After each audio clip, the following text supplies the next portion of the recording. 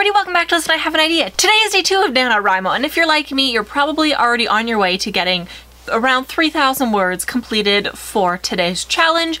But if you are not and you are having trouble struggling starting your novel, I have a list of 10 different things to help you start your novel. The first tip is to start with a concept. This is kind of like the branching point for where you want to start your novel. It doesn't really matter what the concept is, so long as you think it's a great idea and you think you can write an entire novel about it. Here are some examples. An orphan young boy finds out he's a wizard, goes to wizarding school, and finds out that the second most dangerous wizard is out to kill him. The first is Dolores Umbridge.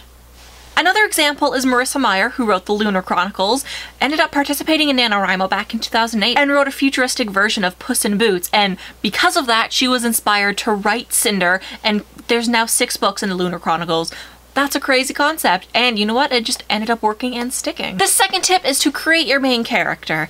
This is quite important because without a main character, you don't have a main voice for your piece. So figure it out. Is it a girl? Is it a boy? Is it an older lady? Is it an older gentleman? What color is their hair? What color are their eyes? How tall are they? What does their voice sound like in your head? What's their favorite color? Where do they live? Are they left-handed? Are they right-handed? Not a lot of this stuff matters when it actually comes to writing the book, but because you know what your main character is like, you can envision them in your head and you know exactly how they're going to react to the different scenarios that you put them through in your book. The third tip is probably the easiest one to think about, and it is who, where, when, what, why. It's not the typical who, what, when, where, why. It's who, where, when, what, why. Who is in your scene? Who are you writing about? Who is your main character? You gotta figure out the who. Then you move on to where. Where are they located?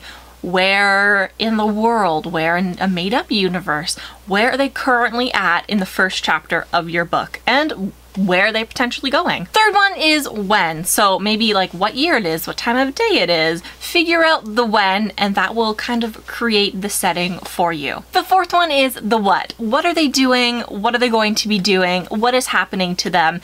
And what are they going to do after the main conflict has begun? And the last one is the why. Why are they doing this? Why are you putting them through these scenarios? Why do they deserve to be tormented by you in your writing? Figure that out and you'll be well on your way to starting your novel. My fourth tip for you is to create a world for them. It doesn't matter if you are creating a world on the moon or if you're just in a small suburb in New York City. You have to define those borders, and you really want to understand like the inner workings of the world. You want to know where they're located, maybe where they live, where they're going, and figure out what you want in this world and what you want it to become. Tip number 5 is just to start writing. Once you start writing, you will kind of understand your character more. They will kind of grow and develop right before you. Your world will grow and develop before you.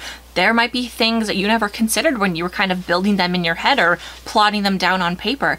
As soon as you start writing, things will change, and they might change for the better, and you might want to change them because you didn't like the way that they were made before. Tip number 6 is to include the most minimal backstory in your first chapter as possible. You want your opening chapter to be great, and you want the readers to really identify with the characters and want to continue reading. If you put a lot of the backstory right at the beginning, yes, the reader will get a lot of the information. They will have a better idea of what's going on going ahead throughout the book, but it's not necessarily going to grab their attention right off the bat. You want to make sure that story is right for you, and maybe including minimal backstory in the beginning will be helpful. Number 7 is determine a voice. This kind of goes along with the developing your character, your main character, but you want to have a very clear voice in your piece. The same goes for nonfiction writing. You want to make sure that your ideas are very clear and that you have a very strong voice and opinion about the subject matter.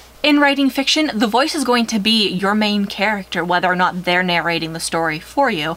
If they're not narrating the main story for you, you, the author, are the voice. You want to make sure that the readers understand where this voice is coming from, why they're necessarily harsh in certain circumstances, or why the characters are making those decisions based off of the voice that's leading the entire narrative. If your main character is the voice of the entire story, determine what their voice is. Are they sarcastic? What's their personality like? Because they're going to be the ones telling the reader the story. You want to make sure that you have a very clear voice. The voice will evolve over the course of the book, but you want to make sure that it's on a very clear track and that the voice is very apparent right from the beginning. Tip number 8 is to avoid telling rather than showing.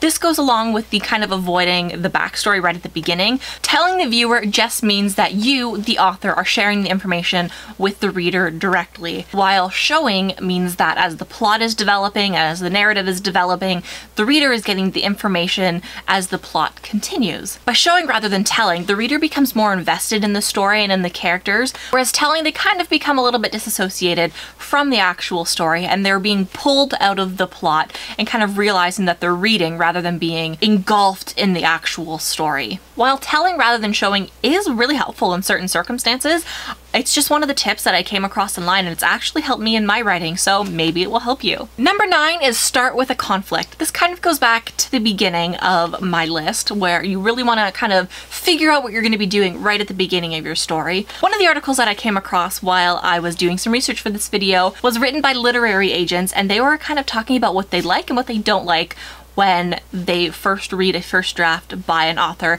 And one of the things they kept saying is they don't necessarily like prologues.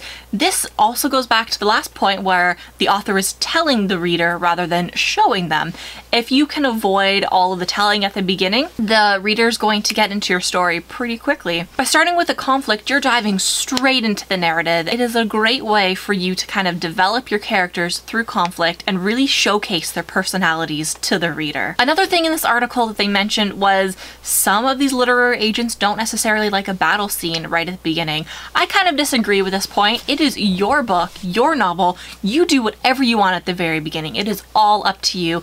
That's just their opinion. So if you want to start with a battle scene, go for it. But just remember, you're developing these characters and you only have a certain amount of pages to really get the personality in there. So figure out what's important and write what you want. The last point that I have to share with you today is something that somebody told me many, many years ago, and it has stuck with me since, and it rings true in no matter what you are writing. It's the quote, "It's easier to rewrite than it is to write." Honestly, that is so true.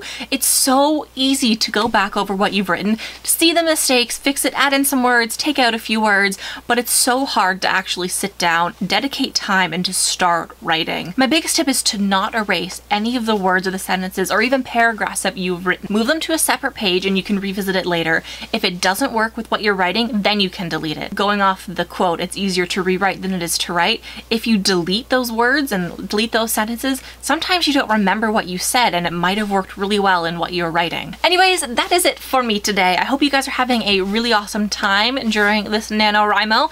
If you have any suggestions or things that you think that I missed in this list, please leave them down below. I would love to read them. Good luck with day 3, and I will be back tomorrow. Some more helpful advice. Bye.